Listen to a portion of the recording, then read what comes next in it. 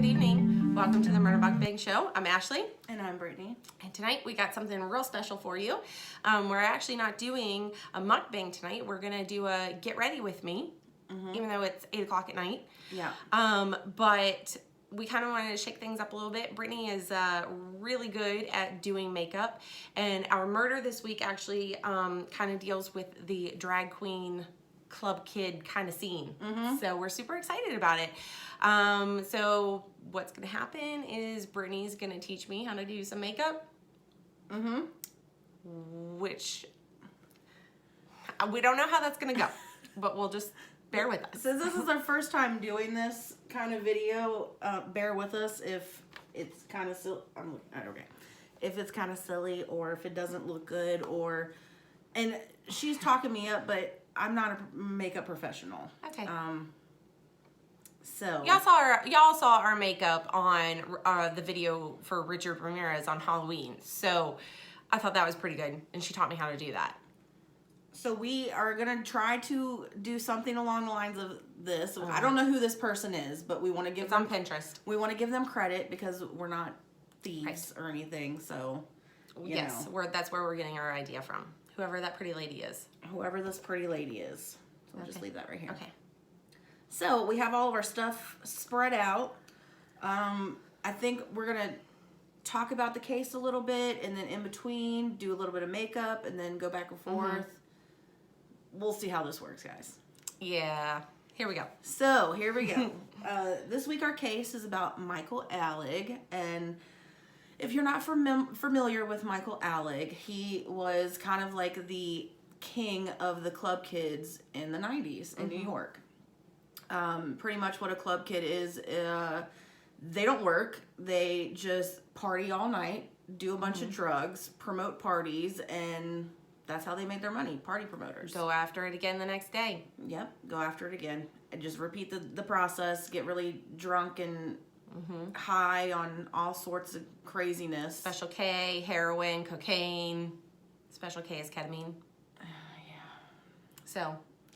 So that must have been the life in the 90s. It must have been. So we are choosing to do this case because Michael, the murderer that we're going to be talking about, he actually just died Christmas Day this year. So we figure might as well talk about it since it's kind of, in the news. A little bit. And just inform y'all of another psycho killer. So let's get started.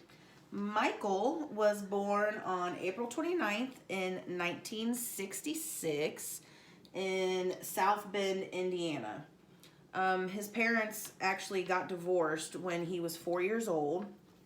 Let me take my glasses off. I'm not going to be able to see anything now. Yes, this is primer. Okay, should I do the primer as well? That's face primer. This is eye primer. Oh, I don't know the difference. So don't use this yet until you're getting ready to put your eyeshadow on. Okay. Yay. Anyways, guys, so his parents divorced at a young age when he was 4. Michael was actually still a pretty good student, but he was bullied a lot because from a young age, you could already tell that he was gay. He was very flamboyant, very out there. And eccentric, and he always liked to make money. Like, he started making money in elementary school. Like, he was selling candy and all sorts of things. He actually also went to Sunday school. His mom was kind of religious, so he went to Sunday school. And I don't think Ashley read anything about this, but I did some research on this a couple years ago because this is one of my favorite, I don't want to say cases, but we're going to talk about a movie a little bit later on called Party Monster, which is in my top 10 of all-time favorite movies. So, Michael, he was in a Sunday school, and he actually was sexually molested by his Sunday school teacher, and that is kind of where he started to really, and I don't want to say enjoy the gay life because that sounds really stupid. That sounds really bad. That's when he, I guess, realized that he was gay and that something was different. Something was different about him. And in that time frame in the Midwest, being gay was not an acceptable thing. Right. So So Michael grew up in this small town, and he decided. Can you see me? Okay. So Michael grew up in a small town, and he decided really young that he didn't want to be in a small town anymore. So he decided he wanted to go to New York, and that's where he started to go to school. He actually went initially to study for architecture, and that wasn't the life for Michael. So then he switched his school to what was it? It was the Fordham University in New York City. Okay, so he then switched to the Fashion Institute of Technology in New York. So he didn't want to do architecture anymore and decided he wanted to get in on the fashion side of things. And yeah, he started going to school there. He basically walked down the street and just like saw all of this extravagant stuff in the windows and saw all these extravagant people. And he basically at that point like decided like that is what he wanted to do. That's the life that he wanted. He didn't want to work. He didn't want to do a 9-to-5 job. He wanted to be fabulous and get rich and famous for it. So, in the Fashion Institute of Technology, that's where he met his first, I guess, boyfriend. His name was Keith Haring, and that's who introduced Michael to the nightclub life. He came from a small town. He didn't really know anything about it, and New York is, I guess, where it was at in the 90s for the party scene. Soon after he dropped out of school, he started working as a busboy at this place called Danceteria? Danceteria. Do you know what that is? It's a club. Oh, it was a club? I thought it was like a restaurant or something. No, I'm pretty sure it was like a club. Because the documentary that I was watching, which is called Glazed Glory or something like that, Dazed Glory, it's on Prime. They had talked about how he was a busboy and it was at this fabulous place and he was the busboy collecting the drink cups off the table and that was not fabulous. That was not fabulous, and Michael wanted to be fabulous. Yes. So the eyeshadow palette we're going to be using today, this is a little promo because, you know, Jeffree Star is my dude. We're going to be using I can't really see, the Blue Blood palette. And let me show you the colors in here. Pretty. And then we're going to be using, I just got this one, the Bloodlust palette. This feels so nice. I just want to sit here and rub it, you know? Anyway, let me show you all of this is done by your Jeffree? Yep, Jeffree Star. It's my guy. So what colors are we going to use today? I don't know. Whatever the picture looks like. Okay. So all right, so while Brittany decides on what colors we're going to use, I'm going to go ahead and talk about the underground club scene in New York City in the 90s.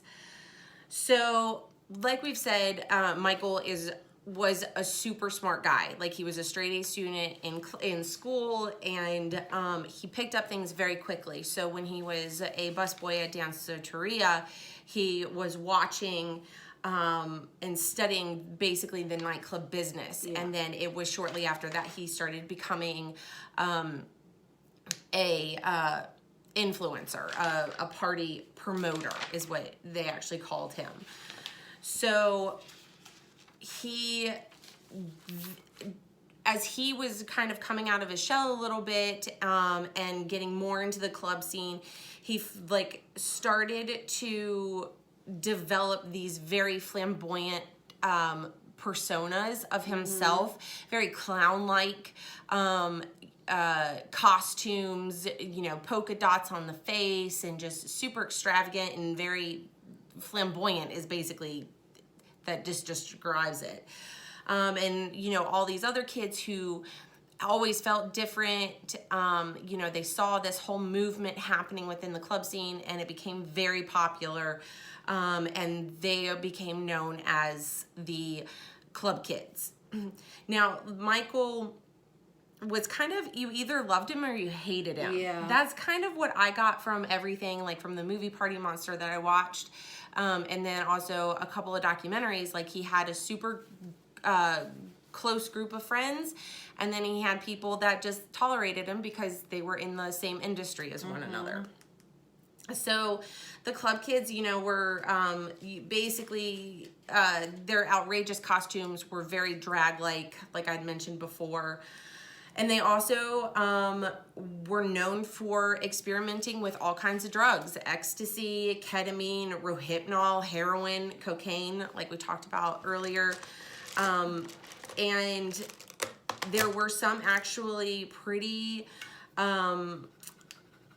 famous people, like RuPaul was part of this whole crew in this whole scene. And a lot of the inspiration for their costumes and their designs and their looks and everything actually came from Andy Warhol. And when he died, it was kind of like something died along with him. And so it was the next person who was going to be the next person that was going to be this next inspirational person, and it kind of was Michael Alig there for a little while. So they were, these people, these club kids were in magazines, they were in Newsweek, they were in People and Time, and they also appeared on the Joan Rivers show, and just became very popular over a period of years. Did you watch them on that Joan Rivers show? Did you look up that video? I did, yes. It's funny. Yes. So then in 1988, Michael was hired by the owner. His name was Robert Gatien. He was the owner of the club Limelight, which actually it was a club but wasn't doing very well. Like it from what I had heard was that it was just nobody wanted to go there, nobody wanted to be there. And then so once Michael was hired and started promoting this area, the Limelight became like one of the most popular areas to be at. So then, because he was so popular with organizing and promoting the Limelight, he also started to go out and promote other clubs as well.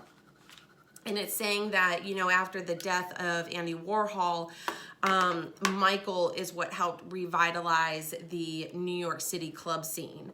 You know, he's throwing all of like these outlaw parties. Bless you. Thank you. You all right? Oh, God bless you. You all right? Yep. Okay. And like he would basically go to like Burger King or a place like Dunkin' Donuts, and then all of a sudden it would just be like this party scene. And it kind of sounds like almost like a flash mob. Yeah. Nowadays, you know, like they would just show up at a Dunkin' Donuts and just start partying and dancing and having a good time because they were all high on some form of drug. So it is said that Michael's behavior can be explained by histrionic personality disorder. I've never heard of that. Me either. I've never heard of it, but apparently it is characterized by an excessive attention-seeking behavior and excessive desire for approval. Yeah. So. Yeah, it makes sense for him. Yeah. I definitely see that. Yeah. So you want to talk about Angel? Or you? This, guys, if you don't have one of these, you should get one. They're shadow cleaners. So like when you're using multiple colors and you don't want to mix your shadows together, you just roll it around in there. It's clean. Okay. All right, so here you go. Thank you. So the first color I used was this blue one right here. Okay. Which is the outside. Okay. So tap it inside there. So there you go. So you're not getting all that all over your face. All right, so you're gonna do like a patting motion to get it where you want it to go. And you're only doing that on like the outer V right now. Like here? Uh-huh. And don't worry about it getting all crazy over there and everything because we're gonna use a wet wipe to clean up the shape. So do I need to go more in? So yeah, just pretend like you're doing your eye in 3, like look at mine. You're doing your eye in 3 sections. So the outer is this dark blue. Okay. This one is the middle, and then the mint is the inner. Okay. So do a little bit more right there. Right where? Here? Right here. Right here. Yeah. Okay. You need more.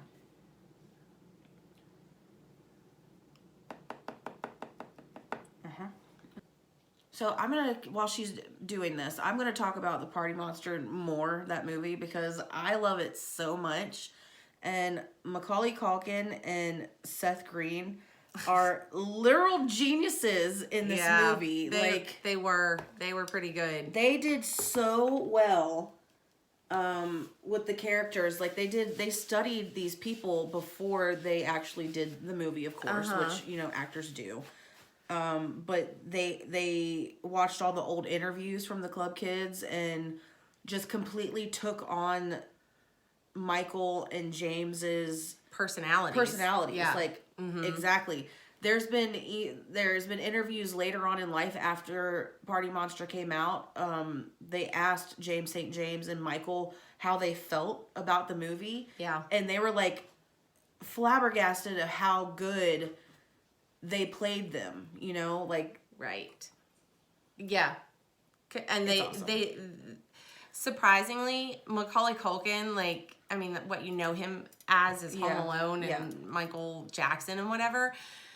He actually did a really phenomenal job in that movie. He's a good actor. Like, I actually kind of liked the movie. Like, I wasn't too sure how I felt about it at first, but now that I've had several days to think about it, I actually kind of like it. It's very interesting, but it's also very much a dramatization as to what happened. Yes. So, okay, does this look okay? It does. Oh, thanks for looking. I did. I've been watching you the whole time. Okay. All right. So I'm gonna take this one. So now you're gonna use this little brush right here. Okay. Dip it in that one a little bit. The white. Yep. Right. So anyway, we're back. We finished our top part of our eyes. We still got to do brows, of course, and our mascara and everything. But the reason for doing the foundation after this is we cut it all out, but you get a lot of fallout on your face, and it's a pain in the ass to deal with it after you've already put your foundation on. So, to avoid that, you just do your eyeshadow first and then your foundation. All right, so we need a primer. You can go ahead and use your primer first. Do I need to tell them what it is? You can. No, it's okay because you make fun of my stuff. That's actually a good primer. Oh. You actually have a better primer than I do right now. It's something called the Professional. The Professional. And mine is Master Prime from Maybelline because it's a green, so it cancels out redness, supposedly. Anyway, so while we are doing this, I'm going to continue talking about the case. So Angel was also another regular in the club scene, and Angel was a drug dealer. And with Michael starting to really get into the drug scene, Angel became Michael's good friend pretty quickly. Well, I wouldn't say friends, but Michael kept him around all the time. Because he needed somebody to constantly peddle drugs to him because he was starting to get really bad on everything. It's funny because originally Michael was very against doing drugs. Yes. Like he would create that was like part of his persona was that he would act high or he would act drunk or something. But in reality he actually wasn't. Right. But then he got hooked on them. Yes. So Angel actually started to work at the Limelight with Michael, and the Limelight was actually closed down after a while because so many drugs were being peddled in there. It was like a fucking drug den, and it was getting ridiculous. So the owner, Peter Gation, he actually got in trouble for the amount of drugs that were being, sold on the property. So the Limelight was closed. Peter pretty much lost everything, you guys. And Michael didn't care. He continued to be really bad on the drugs. So Melendez was fired, but I don't know why it actually says that, because if the club is closed down, then everybody kind of was fired, yeah. So on March 17th, 1996, Michael and another roommate of his, Freeze is what they called him, but his name was Robert Riggs. Yeah. They were all living together in this tiny New York apartment, and there was like 2 bedrooms, guys, and there was like 10 fucking people living there. Well, I guess when you're like a drug addict and into like this whole party scene and whatnot, it doesn't matter how many bedrooms you have. I guess not, because if you're fucked up, you're not really sleeping anyway. Right. So I guess it doesn't matter. Anyway, so on that day, Michael and Angel had started to get into a really heated argument. Angel was pissed off because Michael was not paying for any of the drugs he was doing, and he was also stealing from Angel, from his personal stash in his room, and Angel confronted him about it. Well, the fight started to get really bad, and Angel was actually on top of Michael, and Freeze intervened. He got into the middle of it and hit Angel over the head with this hammer and knocked him unconscious. Let's see. So Freeze apparently was like either in the other room or was sleeping, passed out on the couch, and then like he wakes up or he walks in and he sees like this thing happening and he's like, oh no, what do I do? And then his first instinct is to grab a hammer and hit the guy unconscious. I mean, he didn't really know what was happening. Right. Why the argument was happening or anything. He just sees his friend Michael on the ground struggling with Angel on top of him. Right. And is like, I need to intervene and get into the middle of this and stop it before Michael gets killed. Right. Which, if he hadn't, I'm pretty sure Michael probably would have been killed then. Yeah, probably. You think so? You think Angel would have done that? Oh, yeah. Huh. Okay. Yeah. Interesting. I do. I don't know, maybe. So Michael was so high during this, altercation that he claims that he did not remember what happened. Right. And personally, I think that's bullshit. I think so too. I think he remembered everything that happened, and I think that he egged Freeze on. You think so? Oh yeah. Okay. I do. So they have this body now because he was hit in the head 3 times with a fucking hammer, so he's dead. Not to mention he was also smothered. He was also smothered with a pillow, and in the movie Party Monster, it said that he was injected with Drano. That's not what happened. The Drano was just actually poured down his throat. Right.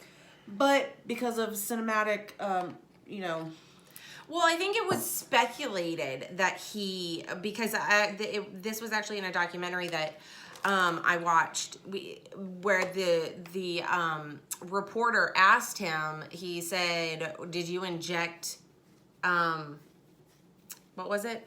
Drano, yeah. into his body?" And he said, "No, absolutely not." So I think it was speculated that maybe they did, or maybe they were making it look like it was going to be an overdose of some kind. I don't know.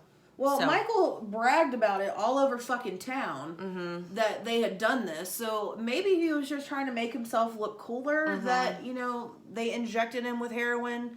I have no idea. But at this point, they're all fucking junkies. And they're in this apartment and they have no idea what to do with this dead body. So what do they fucking do with it? It sits in the goddamn bathtub with ice for a week. For a week. And none of these people cared. Like, they were just so fucking high. Supposedly the other roommates, though, didn't know that the body was there. First of all, did they not take a fucking shower? I mean, your boyfriend doesn't take a shower for 10 days, so... He's not a junkie, though. Yeah, that's true. I mean, I don't know. Maybe it was another bathroom. Who knows? It's a New York apartment. But then you're right. But then how come they didn't get charged with anything? Because I feel like that they should have been, if not possibly needed to be charged with like an accessory or whatever. Right. So this body is sitting in this apartment for a week, you guys, and it starts to fucking smell really bad. So Michael has Freeze go down to the local Macy's and buy a big giant ass TV and some knives. What do they need a giant ass TV for? Oh, they don't need the fucking TV. They need the box. They need something big enough for a body. They have enough money to be able to buy this box. This TV. This giant TV just for the box. But he can't pay his drug debt. Not to mention that TVs were not cheap in the 90s and in the early 2000s. Right. Like, TVs are a lot cheaper now. Yeah. Because they're so easily made now. But back then, when, you know, it's first started coming out with these fancy new TVs, like plasma TVs and stuff, they were really fucking expensive. So again, I'm like, I'm going with your point is to, if they had all this money to go buy a TV, why not just pay your fucking drug debt off? I think it was the principle of the thing. I think he didn't want Angel to have that control. Like, I think it was honestly a control thing with Michael, because he clearly had the money, but he didn't want somebody telling him, you need to pay me. I think you Michael owe me something. I think Michael had a God complex. Yes. And he just felt like he should get everything for free, that he shouldn't have to pay for anything, including his drugs, including his drinks, including anything else. Right. He shouldn't have had to pay for it because he was the king of New York. Yeah, I agree. But yet he's living in a 1-bedroom apartment. Yes. With 10 fucking people. So, Freeze goes and gets this fucking TV from Macy's, and I don't know what they did with the fucking TV, but he also got knives at the Macy's. And then he offered Michael 10 bags of heroin in order to dismember the body. So he bought the TV and then he went out and bought 10 bags of heroin? Yeah. So, yeah. Okay. Go ahead. So Michael cut off Angel's legs and put those in 2 separate garbage bags, and those went to the river. But mind you, he is so completely, his story is that he is so completely high and stoned that he had to be that way in order to dismember his body. Yes. So is that the setting powder? Yes. Do you need this? I do. Okay. Okay. So the legs were cut off. The legs were dumped in the river in plastic bags. And the rest of the body was actually put in the fucking TV box and then left in the basement of the apartment complex. Yep.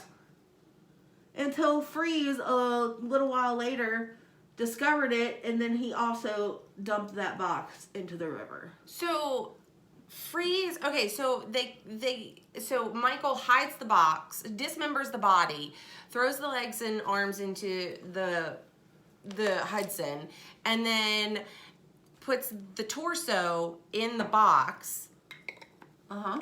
And then puts it in the basement, and Freeze is just like, oh, I don't know what happened to the body. I didn't think to ask. No, all of them are fucking liars. Okay. And they were trying to just cover up a murder very poorly. I will say that. Yes. Extremely poorly. But when you're a heroin addict, how are you going to cover up a dead body? Yeah. So, Angel is now dumped in the Hudson River. In the weeks after Angel's disappearance, Michael, like I said earlier, would literally tell anybody that would listen that he and Freeze killed Angel, and he got away with it. Yep. For just a couple of days. Just a couple of days, though. All right. So Michael was going around bragging that he he killed Angel, and Angel's family is putting up flyers to find him because his body hasn't shown up yet. And so, everything just kind of did fall into place, and it was several months before Angel's body was discovered. And in September of 1996, Michael was finally questioned by police and as to the whereabouts of Angel. But what actually happened was the police's main focus was to actually not necessarily charge Michael with murder. They wanted him to testify against his old boss, Peter Gation, about the whole drug scene and making into a drug pen, his club into a drug pen and whatnot. And so then, like, while that was happening, there were some children that actually pulled the box out of the water in Oakland Beach in Staten Island, and there was the torso, the legless torso of Angel. So then it's later said that Angel's brother was completely baffled by how callous and indifferent the police were towards Angel. Yeah. And like, I guess because of the one, he was a drug dealer, two, he was the club kid, part of the club kid scene, and he was a homosexual, and he was Hispanic, and so like they kind of just didn't care about it. And then not to even mention that like Angel truly cared for these club kids, even though he was dealing them drugs. You know, the brother just couldn't believe that somebody would do that to somebody that he considered to be a friend. Yeah. So in November, so it took it a while for the body to actually be identified. So in November 96, the body was identified as Angel's.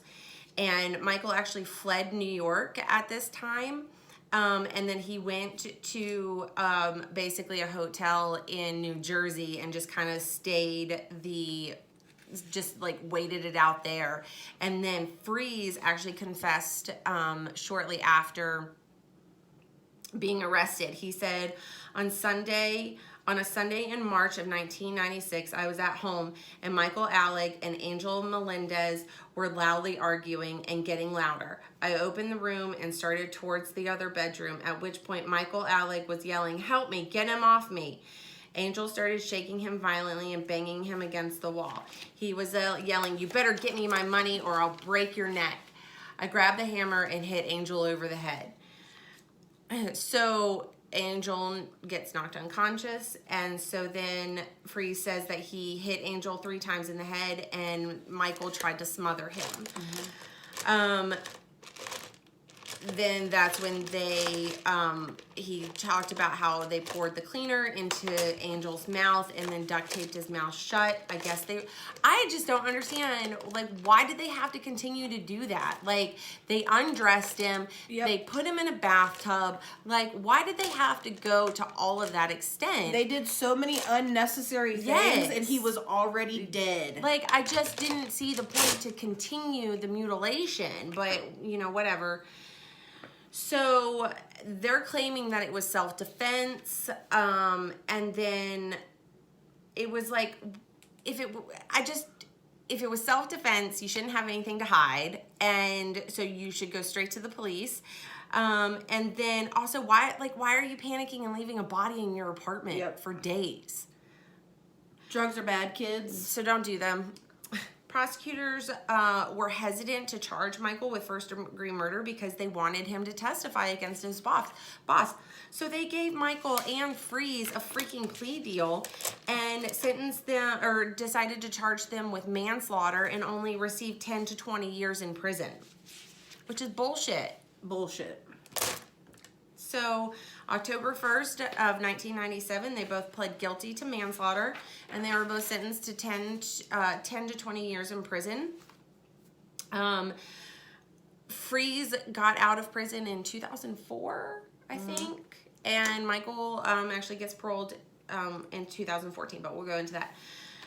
So basically, when Michael was in prison, he was flaunting that he was just having such a fabulous time and that it was just so wonderful, and there were drugs, and it was basically just like being at a club, but you're just in prison. But none of that is true because it's prison. So, I mean, obviously he probably did get drugs while he was there, but, you know, he wasn't having a great time. He just wanted to make it seem like it did. Yeah. So Michael actually did an interview with a man named Michael Musto, And he said, I know why I blabbed. I must have wanted to stop me. I was spinning out of control. It's like the old saying, what do you do to get attention around here? Kill somebody. What do you have to do in order to get attention around here? Kill somebody. Like, that was his mindset. Yep. So he's in prison, and then whatever. He's there all the time. He's there all the time. He's there all the time until 2014. All right, now what am I doing? So we're gonna do a little bit more makeup because I have now done my brows. You don't need to do brows because you have nicer brows than I do. Oh, thank you. You could probably brush them through a little bit though. Here you go. Oh, thank you. Oh, while in prison, Michael was actually sent to solitary in the year 2000 after being caught multiple times using heroin. So he didn't learn his lesson by killing somebody and then being sent to prison for it. He continued to be a fucking junkie. Right. In 2006, Michael became eligible for parole, but he kept failing drug tests. So the parole board was like, no, you haven't learned your lesson. Why? Good for them. Why would we let you out? Like, you're not doing what you're supposed to be doing to make us believe that you have learned your lesson. So you're not taking it seriously. So no, the answer is no. He was denied parole again in 2008 after failing even more drug tests. It was later said that the time he had spent in prison inspired him to write his book, his memoir called Aligula. Because his name is Michael Alig, so Aligula, I guess, is the name of the stupid ass book. Right. In March 2009 is excuse me, is when he decided to finally stop using drugs. So after 20 hard years of using drugs, he was like, okay, well, I guess I'm okay. Guess I'm good now. Mm-hmm. So he finally stopped using drugs, and then he spent a couple more years being sober in prison to actually prove to them that he had learned to not be a junkie. Right. So in May 5th of 2014, that's when he was paroled, and he returned to New York. His conditions of his parole was that he had to be he had to have a curfew, which was 8 p.m. He had to go drug counseling and anger management counseling. He had to go to job readiness training. So I don't think he had to actually hold a job. I just think he had to, I guess, go through like a training program. Yeah, prove, like, I guess it's the same thing they do for other parolees. Like, you have to actually try to get a job. Yeah. You don't have to have a job. You just have to show that you are making progress to get like people who are on unemployment, they have to show that they're actively trying to seek a job. So in September of 2014, Michael and another club kid that he had known from the 90s, Ernie Glam, they hosted a YouTube channel together called the PU.